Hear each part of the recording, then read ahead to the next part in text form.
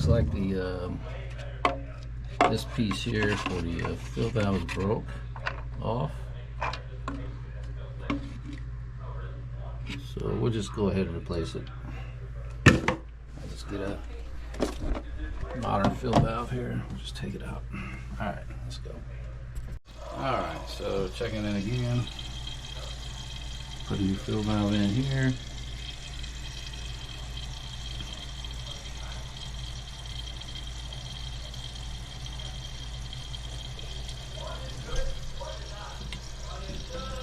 Doing everything it's supposed to do.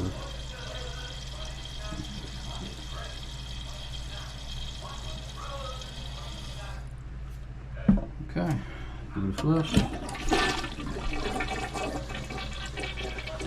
it a flush. Perfect.